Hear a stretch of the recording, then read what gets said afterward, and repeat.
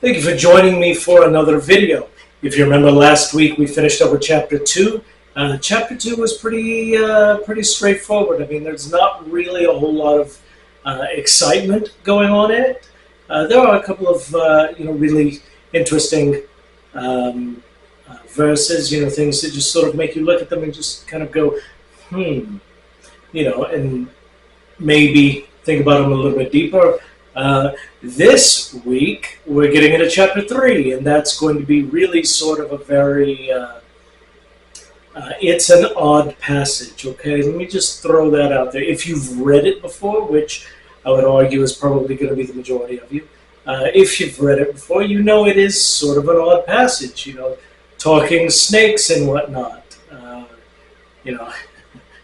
Snakes don't talk, right? So, we'll get into that today. Really, I've only got a couple of, scoot a little bit closer to the camera, I guess. Today, I've really only got a couple of points that I wanted to point out, but they are sort of, there's a lot to them. So we're really only going to cover 2, maybe 3 points if we have enough time. But I am going to go ahead and preface this and say everything I'm going to tell you in this video, okay, maybe not every single thing, but the main points that I'm going to tell you in this video, you can find in Jewish literature. You can find in rabbinical writings. You can find it in the Midrashim. You can find it in the Tanakh. You can find it in writings that were written by various different rabbis throughout the ages. 90% of this is not my own, revelation that, I came up with this. This is a brilliant way of looking at it. Ha ha ha. No, I came into it just sort of late into the game and just sort of adopted it because it made the most rational sense to me. That being said, if you're going to stone me, please wait till the end of the video, and you're also going to have to dig up the bones of various different rabbis throughout the ages and stone them as well. So, let's go ahead and jump into it, right? We're going to read the first 7 verses of chapter 3 of Genesis. So if you happen to have a copy of the Torah with you, you can read along with me. If not, it's okay. I'm going to read it for you. So, it opens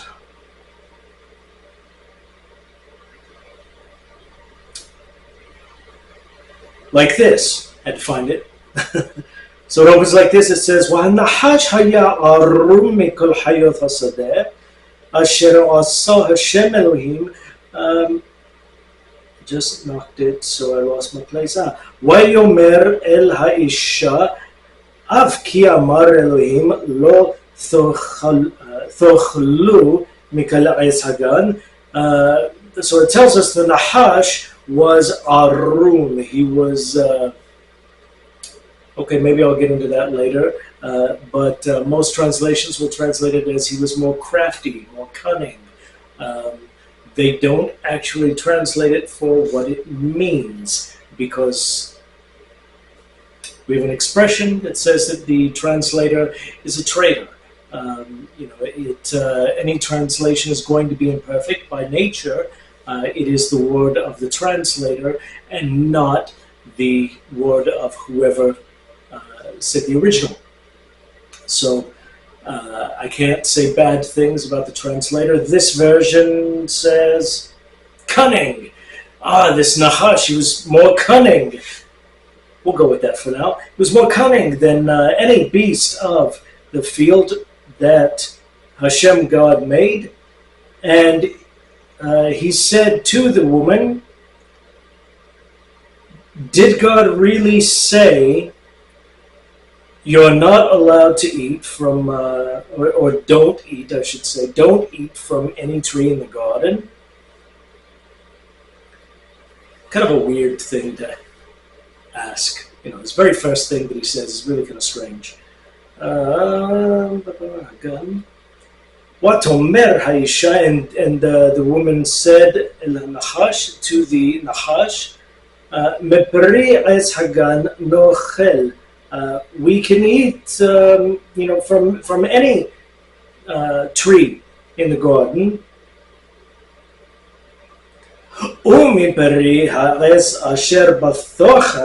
But from the tree that's in the middle of the garden, or this word could also just mean that's in the garden. Amar Elohim lo tochlu mimenu. God said, you're not allowed to eat from it. V'lo tig'u bo pen temuthun. Right?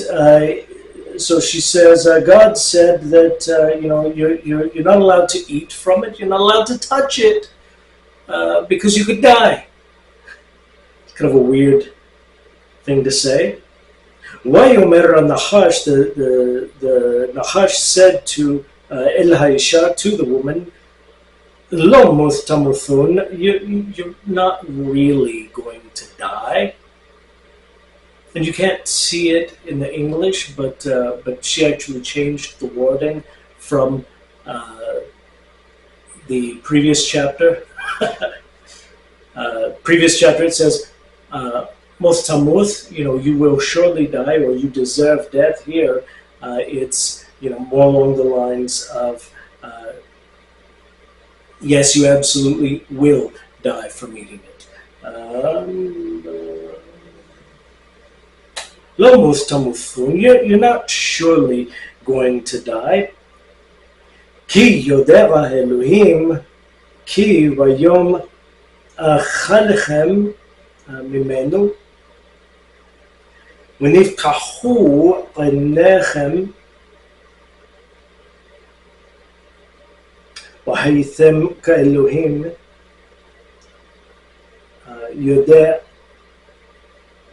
יודעי טוב ורע. So he says you're not really going to die because God knows that on the day when you eat from it, that you will, your eyes will be opened, right? And you'll be like God or like gods. I guess it really kind of depends on how you want to translate that part. Knowing good and evil, or good and bad, I should say. Could mean either one. وَتَرَحَ إِشَّا كِي طَوْ هَعَيَسْ and the woman saw that the tree was good for eating. וכי תרווהו לעיניים, and it was a delight, it was a pleasure to the eyes, it looked good, right?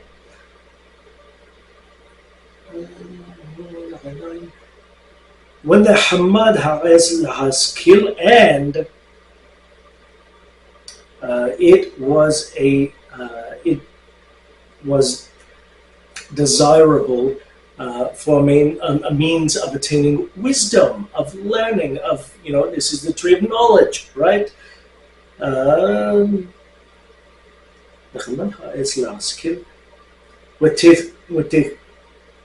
وتكح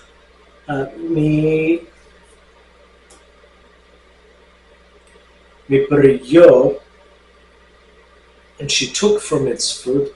وتتن gam لإشح عمح ويخل, and so she took from its fruit, and she gave also to her husband who was with her.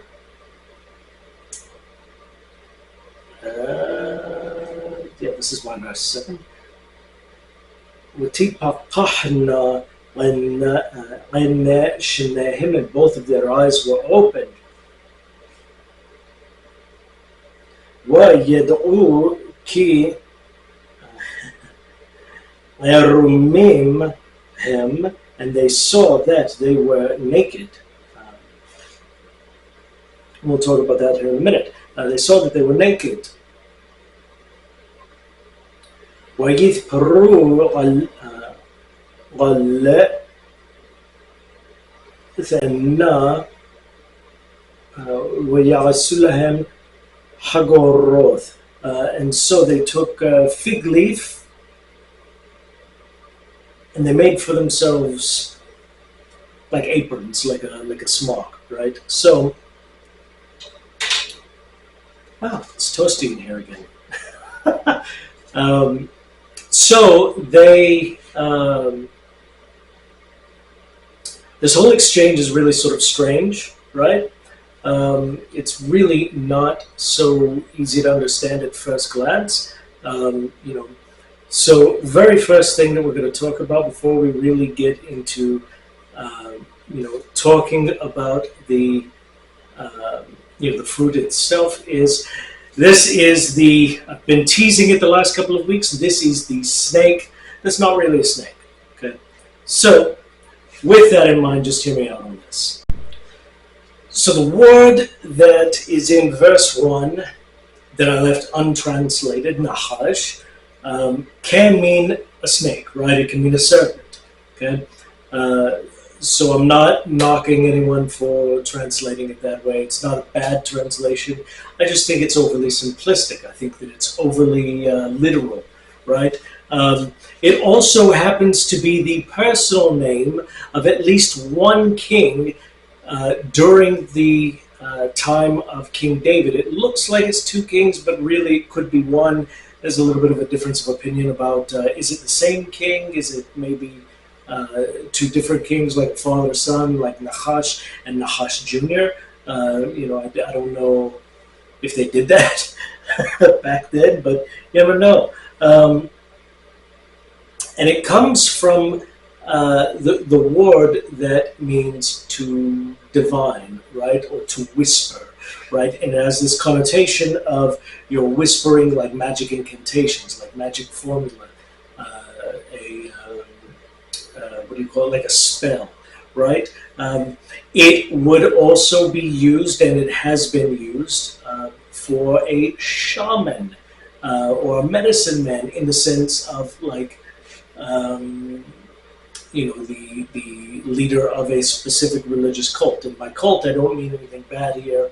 You know, I'm not talking about, you know, weird groups out there that are most people look at it and say cults. Here, I mean cultural worship, right? This is the cultural religion. And in that regard, you could also say Judaism is a cult in that sense, that it is a cultural religious belief. Lost my train of thought there.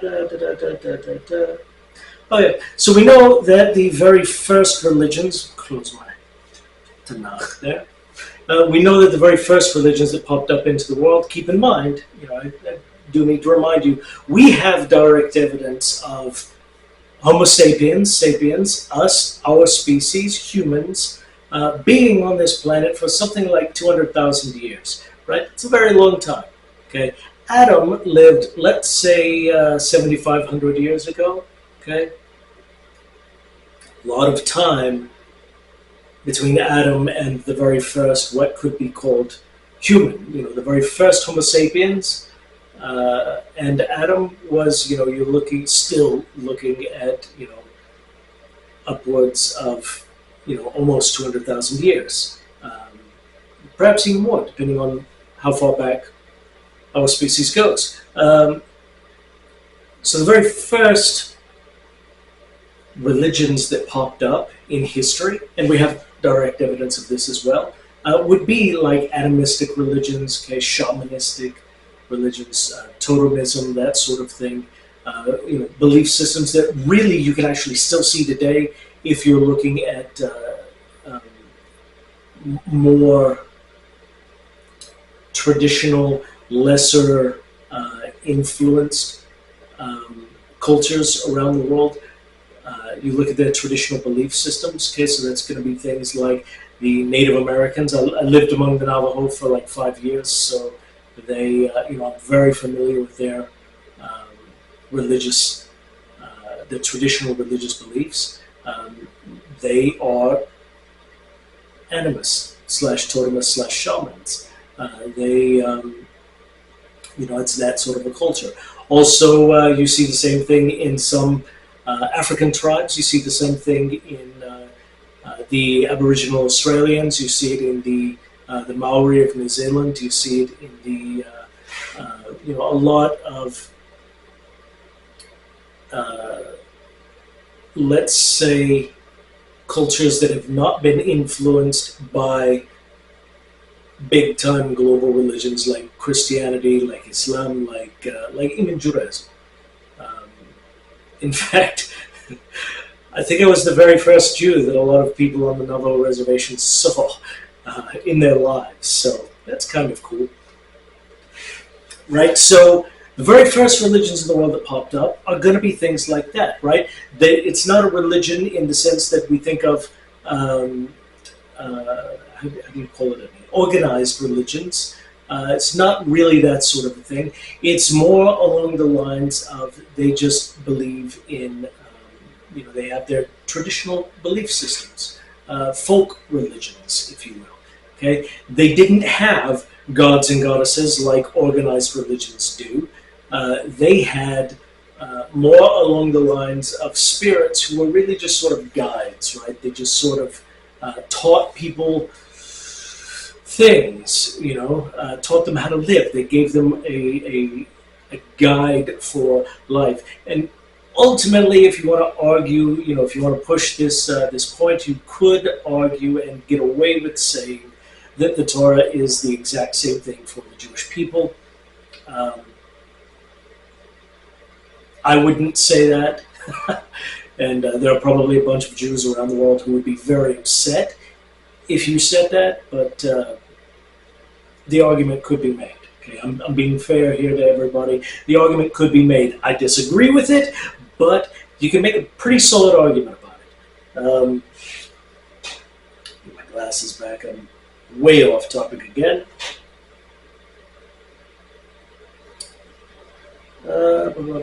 So you're going to see the same concept of like spirits, guiding spirits in. You're going to see similar concepts in modern religions, things like angels, demons, that have their own will, their own desires. They just sort of do whatever they feel like doing, right? They have an option of whether or not to do the right thing or not. Okay. I don't believe in that sort of thing, but many Jews do, and most Christians, if not all of them, do. You're going to see the same thing in Islam, and Islam also has the jinni, a jinn, which is kind of so you have angels who are the good guys always. In Islam, you have demons who are always the bad guys. And you have the jinn who are really just sort of in between. They're neither good nor bad. Sometimes you find a Muslim jinn, sometimes you don't. It just kind of depends. Sometimes you find pagan jinn. I'm just throwing out things to help give you an idea of what it is. So it's actually probably a little bit closer to the concept of the jinn, now that I'm thinking about it. But I argue that these angels and demons, that sort of thing, that's just leftovers from my pre-Torah ancestors, right? They were polytheists back in the day. They never really completely shed their polytheism, in my opinion, but the old gods and goddesses have now morphed into angels, among the Jews who believe in angels, I hate to say it like this, but who believe in angels like the Christians do. Obviously, it wasn't a Christian concept to begin with, but it probably also was not a Jewish concept to begin with. It certainly appears, anyway, that the concept came from Persia. You don't really see angels, in the proper sense, until, well, no, that's not true. You see a couple in the Book of Judges that are tough to explain away as, like a human messenger or something. But I digress. See where we're going.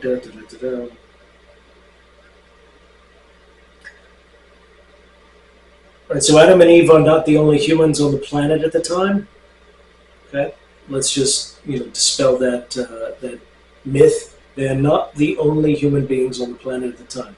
Okay, if they were, they would have a really, really difficult time finding wives for their sons. Okay, if they were, even if they found wives for their sons, it really makes Cain's statement to God, that whoever finds me will kill me, really makes that seem really sort of strange, because who was around at the time?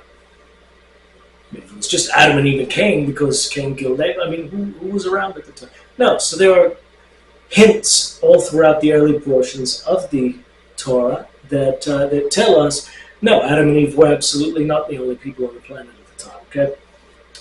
Now the text. Let's talk about the Nachash himself. Okay. So the text tells us. Pardon my towel. It is toasty in here because it's the middle of summer in Central Florida, which means 90 plus degrees outside, which is not bad. It's not terrible, but it's like 5,000,000% humidity. Slight exaggeration. It's probably a little closer to 60, maybe 70%, maybe 80. I doubt it, but 60, 70% humidity. So it's hot and humid, and just generally, well, it's very Florida here today. So let's talk about the Nachash for a few minutes. The Nachash, the text tells us that he spoke, right?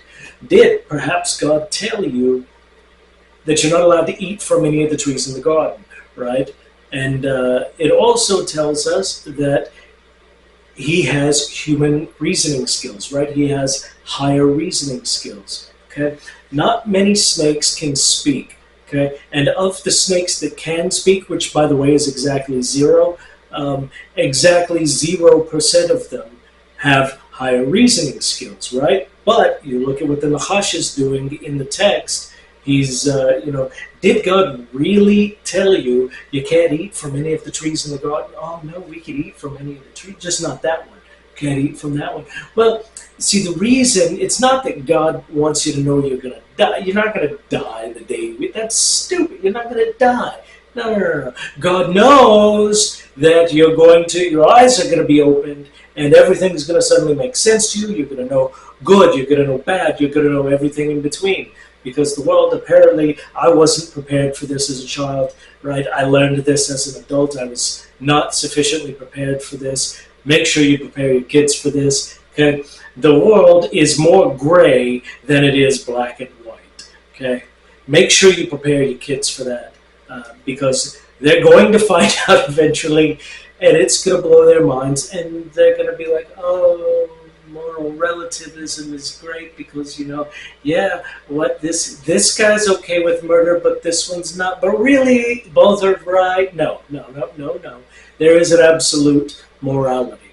Okay, just because you don't want to accept it doesn't mean that it doesn't exist. Now that I've gone off on my tangent about that, let's get back to this. Okay, so you have this snake, right? This Nachash, who is he's speaking. Snakes don't do that. He is using higher reasoning skills, right? Snakes don't do that. Eve, I'm just going to throw this out there, okay? My mom, when I was growing up, and probably still to this day, absolutely terrified of snakes. In fact, if she's watching this, Mom, here's a picture of a snake for you. There we go, okay? And I'm going to get an angry text if she sees this, right? So, Mom was terrified of snakes. She hated snakes. It wasn't like a rational fear or dislike of snakes. No, it was like irrational. If she heard a rattle from a rattlesnake, she'd lose her mind, right? She sees a snake, she's running the other way. Toy snakes. I used to put toy snakes in her bed when I was a kid. I remember this one time. When I was in high school, this is a quick story, then we'll get back on topic.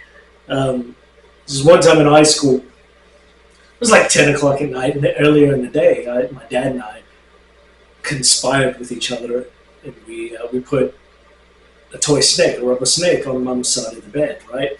And so Mum goes in. It's like the middle of the night, 11, 12, whatever time she went to bed.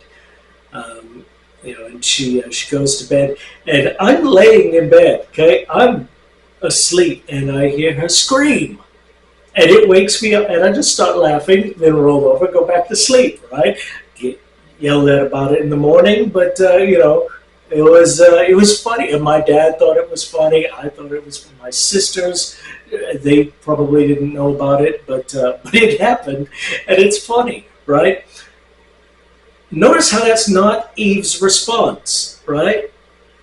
Eve's response is, let me just, stand here, and I'm going to have a normal conversation with it. This sort of thing happens all the time, right? Doesn't really sound much like a snake, does it?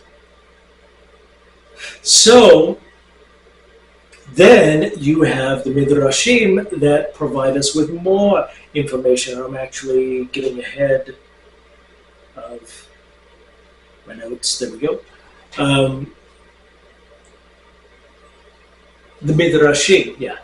The Midrashim tell us a little bit about this particular Nahash. They tell us that he stood erect, right? It says its exact wording is it stood like a reed. It stood up like a reed grows, right? With feet. So he stood on his own feet, right? So presumably we can assume he's walking around with bipedal motion as well, right? Doesn't sound like a snake. Snakes don't really do that, okay? Another Midrash says that this Nahash is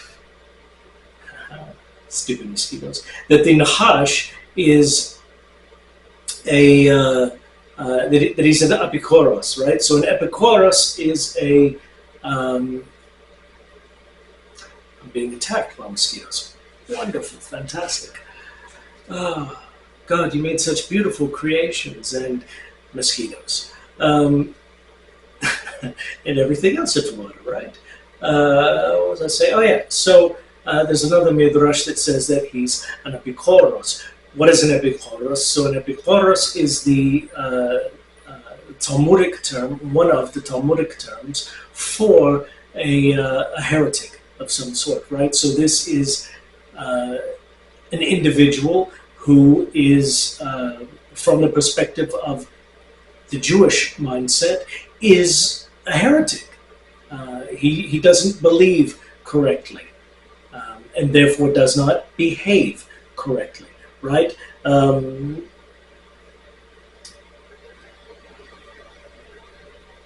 Now there's a common theme among several midrashim. And this one is really going to sort of drive the point home, and we're going to talk a little bit more about it as well. That says that this Nahash, you think he was just having a conversation with Eve. No, don't be ridiculous. No. He lusted after Eve. And that is the reason for this entire conversation to happen. He lusted after Eve. He wanted her carnally, right? So he wanted her, and he engaged her in conversation this way. Now, I like snakes. I do. I think they're really sort of fascinating creatures. I grew up watching a lot of nature shows. Steve Irwin, because who didn't watch The Crocodile Hunter, right? Steve Irwin, Marty Stauffer, with his Wild America, shows like that. I grew up watching that. That shaped me into who I am today, right? Watching all these animals. I love snakes, always have. My son, he loves snakes. He always has. Probably inherited that trait from me, I don't know. But a snake doesn't really think like you or I think. He doesn't really the extent of his thought process, and it's probably not even much of a thought process, it's probably just biological urges that tell it to eat and procreate, right? Even though snakes procreate, they're not particularly attracted to human females, right? They typically are, only interested in their own species, right?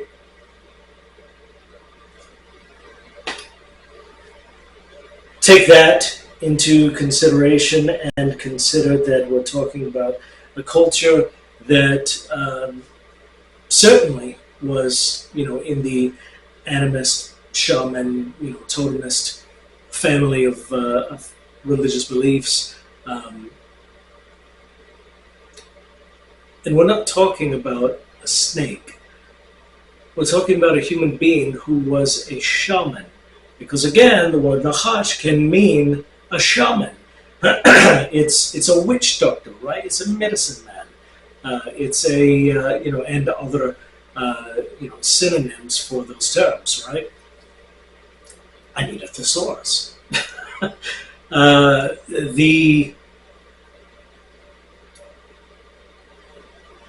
This man perhaps was a shaman for a snake deity. Perhaps he wasn't. I think it would make sense, though, because a lot of people did worship snakes at the time in that general region. Case in point, look at the Harappa civilization. Okay? They were really big into snakes. You also see the same thing at Göbekli Tepe in, I think it's in Turkey. The same general region. So you see people that are, and also in the Indus Valley, you see people worshiping snakes or, believing in the snake spirit, believing they can channel the snake spirit, right? The shamans would have dressed to appear more snake-like, in order to honor the snake spirit, right?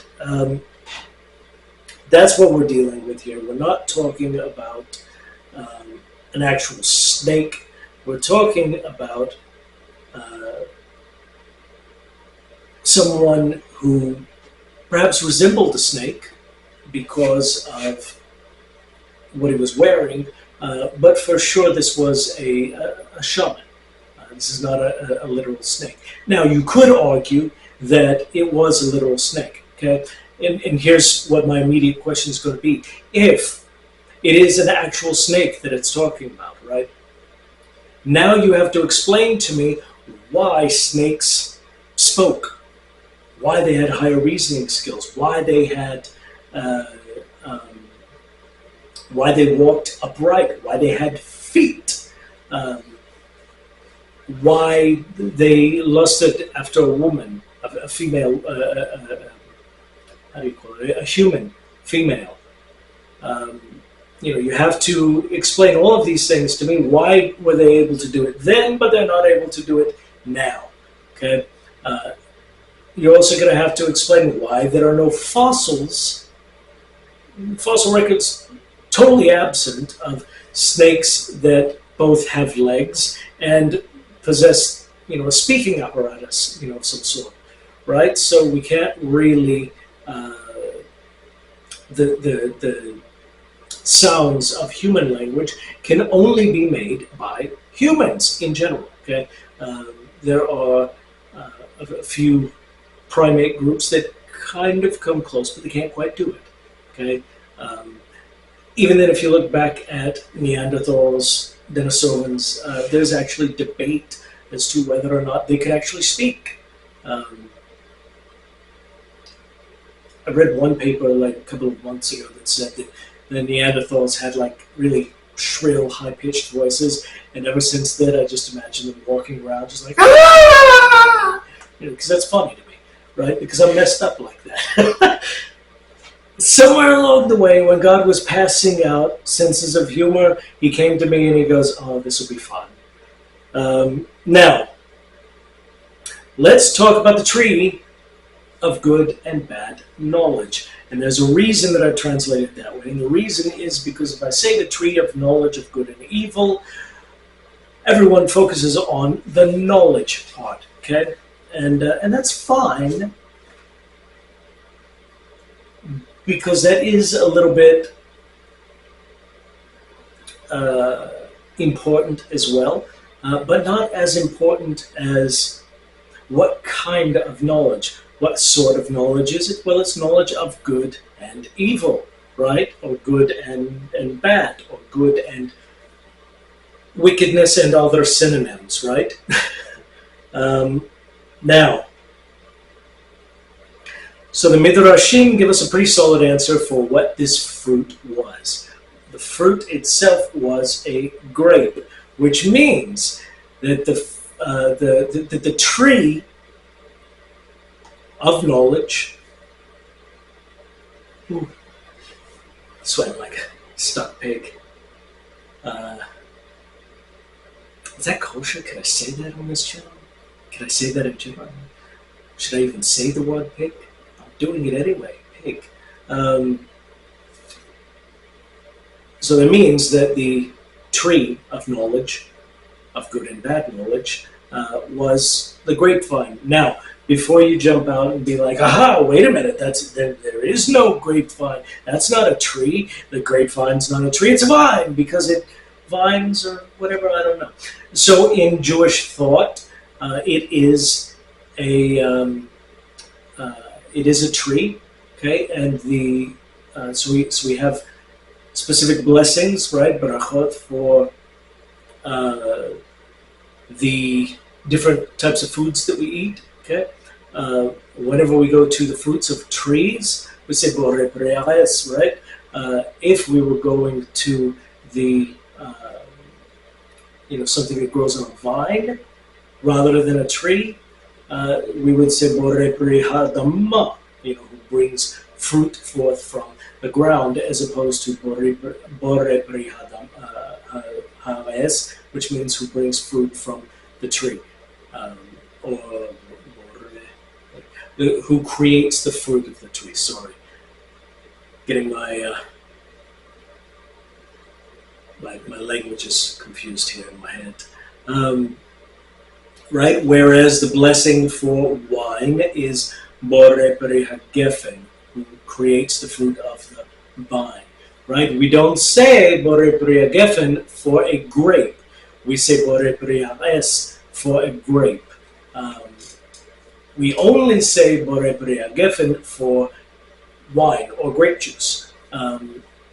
That's the only thing. The only thing. You look up in any siddur, you look in any code of halacha, any halachic books, they're going to say the same thing. We only make borei pri ha'gefen on wine or grape juice, not on the grape itself. Why? Because the grape grows on a tree in Jewish thought.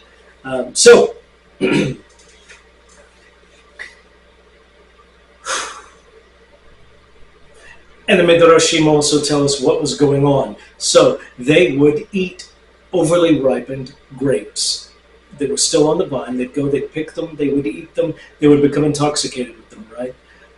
So if you've never seen this happening, okay, if you don't even know that it's possible to eat a fruit and it gets you drunk, YouTube is your friend, man. You can just look up, and this is like the only thing I'm aware of that unites us 100% with all the animals in the world that eat fruits, right? Because they do it too. Look up squirrel eats overripe pumpkin or something like that.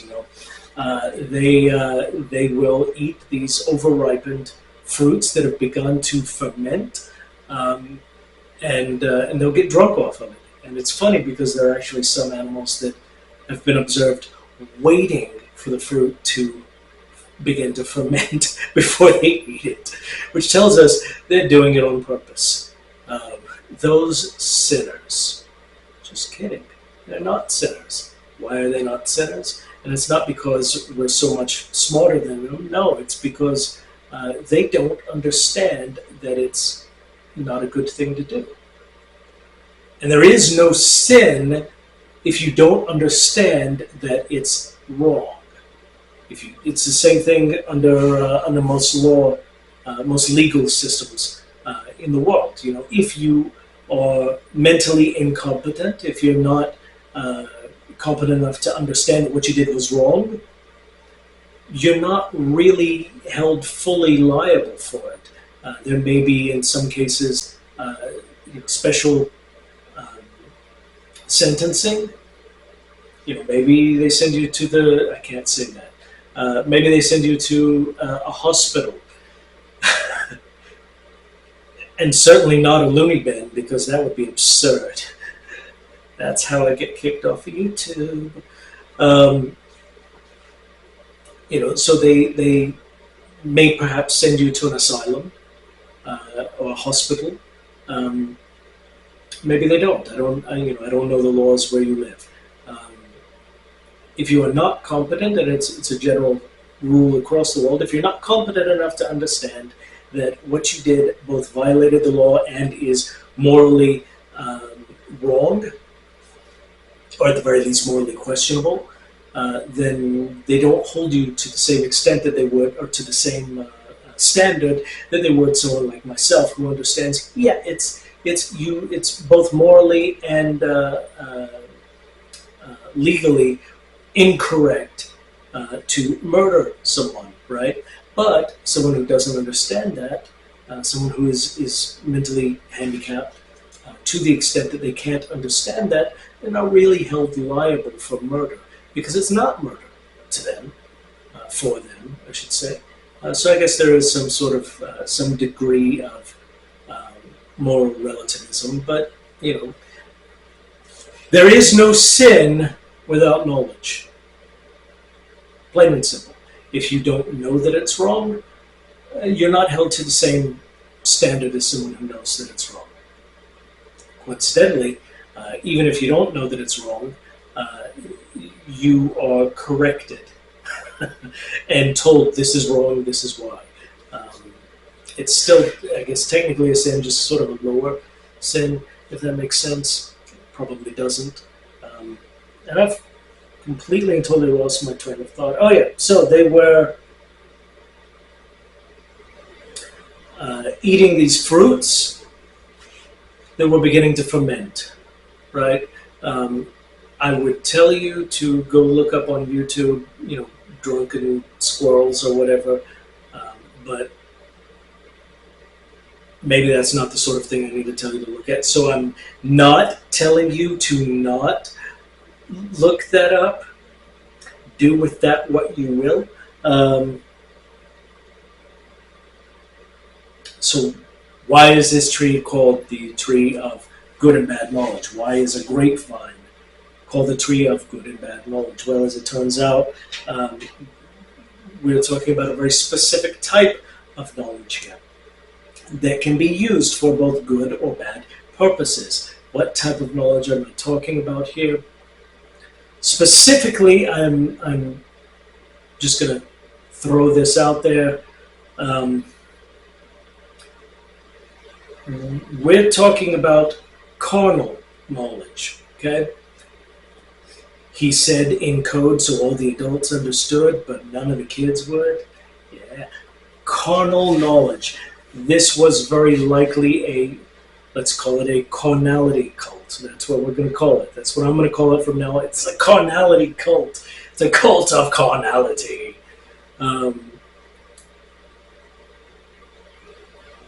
The Nahash, it seems like, is probably the leader of this cult, and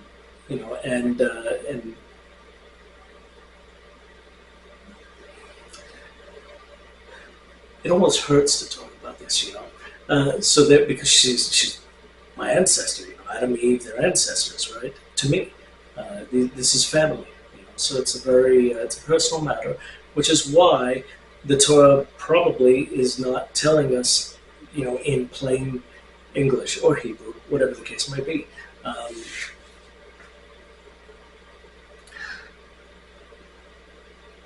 Carnality cults were very common all across the world. In fact, they're still around today. There's actually a reference in the book of Numbers, chapter 25, the first 9 verses, that tells us that a bunch of Israelites got mixed up in a carnality cult. They all died. It's okay. Because, I mean, this is like 3,000 years ago, so of course they're dead. Nobody dies thousands of years ago and is still alive. Yeah, except for people who are resurrected, perhaps. But I don't know any of them. So, it's carnality cult, right? Part of the rituals would be usually some form of drunkenness. Why? I don't know. Probably because it lowers inhibitions. Because most rational, sane people are not going to engage in extramarital carnality without some help. Just going to throw that out there, and if you understand, you understand. If you don't, you don't. Feel free to reach out to me, and I'll walk you through that. Right? And it seems from the story, from the from what the Torah says, that what happened was God said, "Hey guys, don't eat from this tree," because He wasn't saying necessarily that grapes are bad. He was saying, "Don't get drunk. Don't join in on this ritual because that is wrong. That is bad. That is adultery for you, because now you know better." Right? So the Nachash, this shaman, he says, I'm left with the impression that Adam and Eve were, like the king and queen of the tribe, right? So Adam's we'll call him a chieftain, okay? So Adam's the chief of the tribe, right? And he, everybody respects him. Everyone looks up to him, especially this shaman, right? Because, I mean, the shaman's responsible for the religious health of the tribe. But Adam, he's responsible for the physical health of the tribe, right? So I'm imagining in my head the Nahash, everyone's coming into the temple or whatever the case may have been because it was time for a ritual, perhaps a fertility ritual. Perhaps it was a fertility holiday. I don't know the case. You don't know the case, so you can't tell me that it wasn't. So I prefer to think that it was because that makes more sense to me. Adam and Eve rationalized themselves, like most converts, from one religion to another, right? They had an emotional attachment to their previous belief system.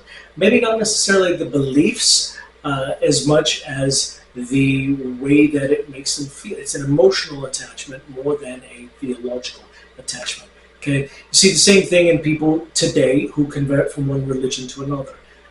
Most Jews who converted to Judaism from Christianity miss Christmas.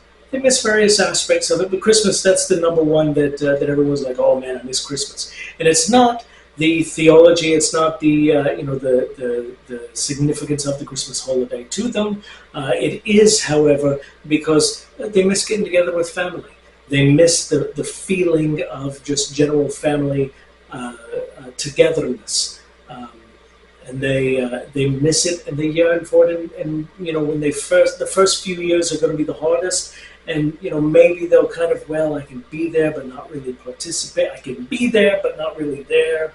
I can still be, maybe I'll show up later in the day. Maybe I just won't tell them Merry Christmas, whatever the case may be, right? So I imagine that's what Adam and Eve were doing. Maybe they were going by the temple. I'm assuming there's a temple. There probably wasn't. Going by the temple. And they're saying, yes, we're here. We're expected to be here as the leaders of the tribe, but we are not going to participate. And they get there, and the Nahash, the shaman, says to them, "Listen, I know that, you're not allowed to do this because God spoke to you and said not to do it. But did he really tell you you can't eat from any of the other trees in the garden?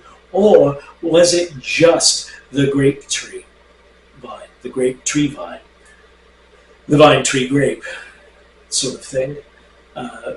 To which Eve stepped up and said, oh yeah, we can eat from any tree we want, anyone we want at all, it doesn't matter. Just maybe not that one. Definitely not the grape. And so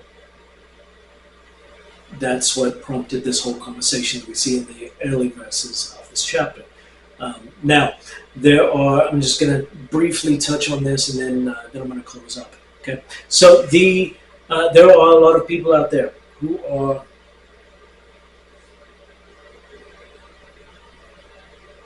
No, I'm not. I'm gonna make two more points.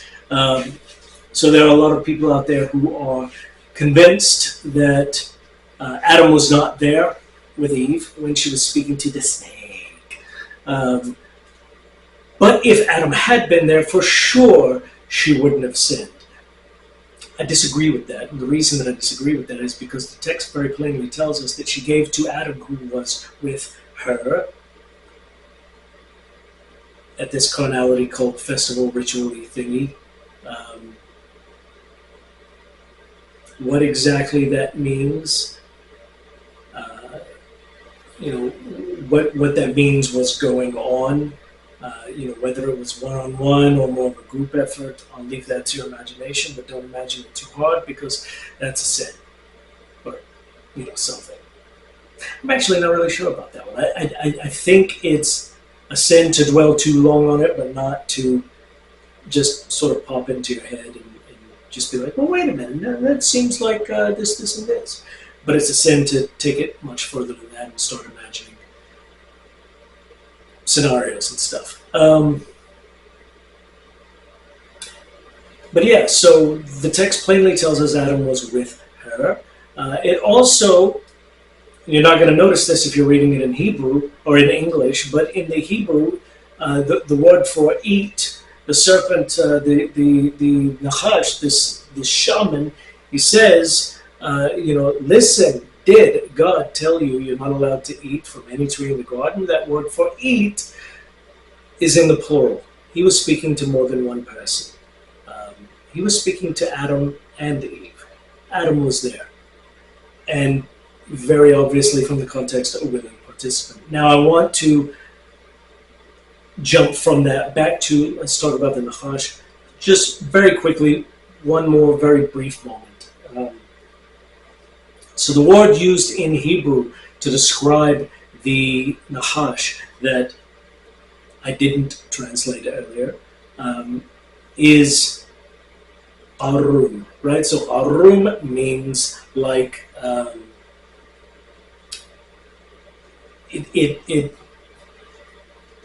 it's nudity. It implies intimacy, right? So what's going on? Well, actually, it's even used outright for intimacy. So what's going on? And in works of halacha, the word is actually used to mean the parts of the body that are normally covered. The intimate places, right? So what's interesting is it says that he was, that this Nachash, it says, what? Nachash haya arum mikol hayat hasadeh. This Nachash, he was even more arum, he was even more intimate than all the animals of the field, all the beasts of the field, these wild animals. So what the text is telling us, I think is very interesting, is it appears to be telling us he is more promiscuous than even wild animals. And frankly, I think that's just as much an indictment against him as much as it is a statement that he was very cunning, that he was very smart, because you'd have to be to carnally know as many people as he did. Perhaps also he was a religious prostitute, which was an extremely common thing back in the day. But what's interesting is if you look in verse 25 of chapter 2, Okay, it's literally just the verse before this. It tells us, 25, it says, "V'hayu shnehem arumim, ha'adam ve'ishto, ve'lo yithboshashu." That the man and his wife, they were both arumim. That's the plural form of arum. They were both naked. They were both intimate, but were not ashamed. Then enter the next sentence that tells us, but the Nahash, this shaman, he was very well knowledgeable in the art of carnality. Feels so weird to say things like that.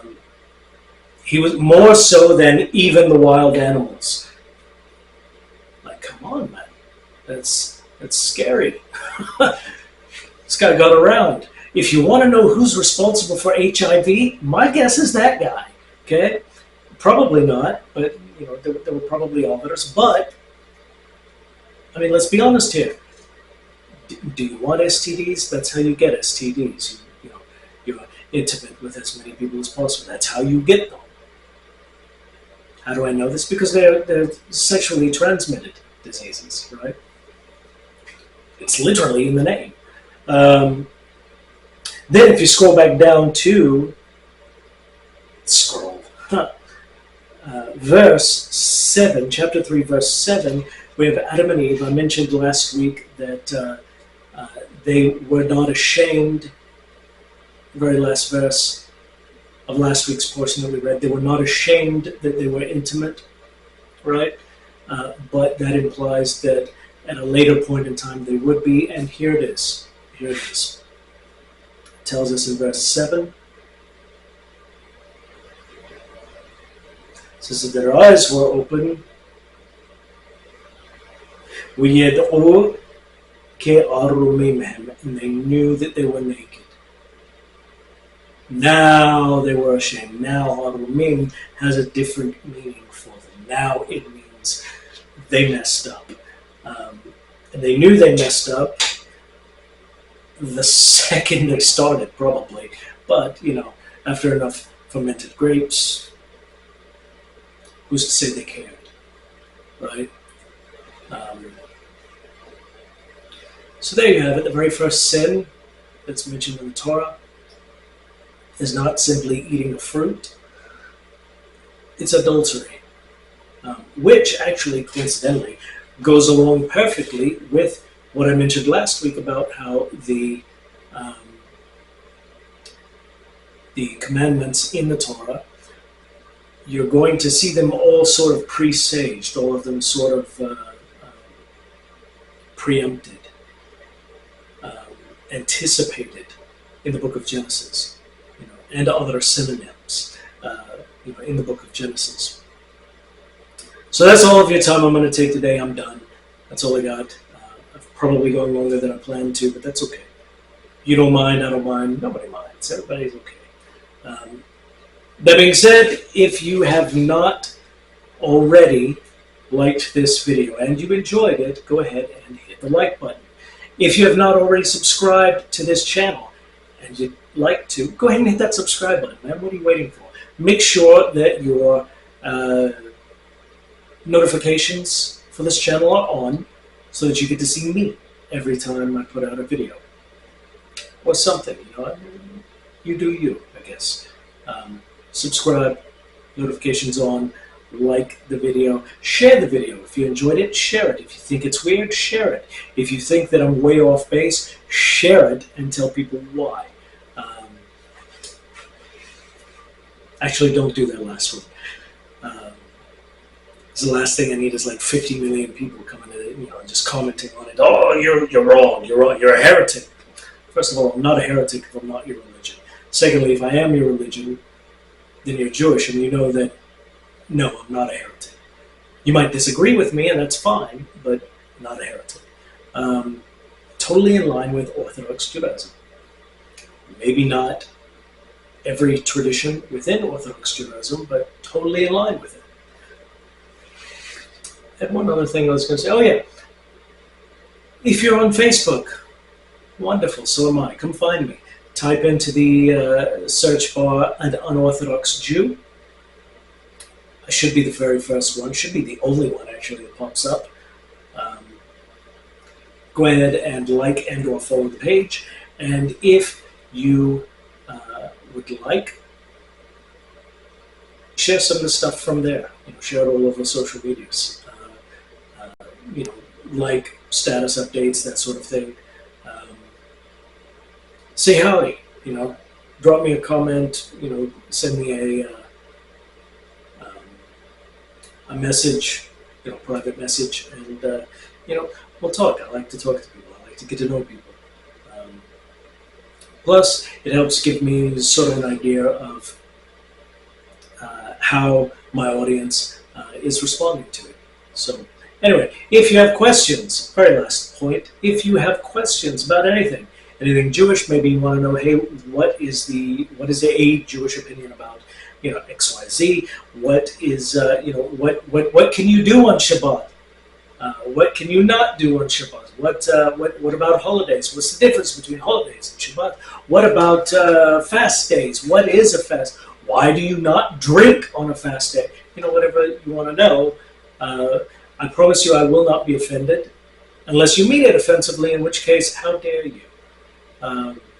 You horrible person. Anyway, I'm done. So until next time, shalom.